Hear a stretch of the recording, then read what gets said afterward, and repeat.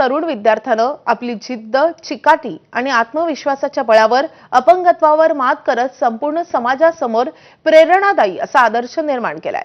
दोन्ही हात नसतानाही पायानं लिहून 12वीची परीक्षा देणारा 19 वर्षीय सूरज शिवराज उबाळे आज अनेकांसाठी आशेचा किरण ठरतोय। सूरज हा नांदेड जिल्ह्यातल्या मुदखेड तालुक्यातील गाडेगाव येथील रहिवासी आहे। त्याचा जन्मच दोन्ही हात नसलेल्या अवस्थेत झाला, मात्र या अपंगत्वानं त्याच्या आयुष्याला कधीच थांबवलं नाही। लहानपणापासूनच सूरजच्या आईवडिलांनी त्याला सामान्य मुलांप्रमाणे शिक्षणाची संधी दिली। अपंग शाळेत शिक्षण घेत 10वी पर्यंतचा टप्पाही पूर्ण झाला। 10वीच्या परीक्षेत सूरजनं 64% गुण मिळवत आपली गुणवत्ता सिद्ध केली। 10वी नंतर सूरजनं कला शाखेत 11वीचं शिक्षण घेण्यासाठी कंधार येथील श्री शिवाजी कॉलेजमध्ये प्रवेश घेतला।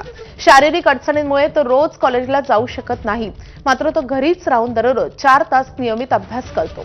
त्याच्या या शिस्तबद्ध अभ्यासामुळेच आज तो आत्मविश्वासानं 12वीची परीक्षा देतोय। हा मुलगा सूरज उबाळे आमच्याच शाळेच्या शिवाजी हायस्कूलचा विद्यार्थी आहे आणि आमच्याच कॉलेजच्या सेंटरमध्ये तो मॅट्रिकची परीक्षा देत आहे, 12वीची परीक्षा देत आहे आणि त्या पायानं लिखाण करतो, पेपर लिहित आहे। म्हणून आम्ही सुद्धा पाहण्यासाठी आलो होते की बा काय चमत्कार आहे, माणसं हाताला लिहू शकत नाहीत, हा मुलगा पायानं लिहितो। सर अभ्यास संध्याकाळी 2 टाइम, दुपारी 2 टाइम, सकाळी 2 टाइम, 7 टाइम अभ्यास करतो आणि सगळं पायानं करतो सर। लिहायचं सगळं पायानं।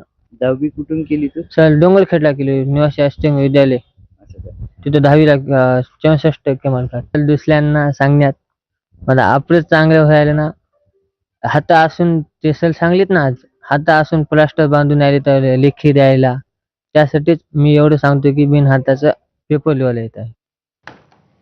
यानंतर बुलेटिनमध्ये घेणार आहोत महत्त्वाच्या घडामोडींचा सुपरफास्ट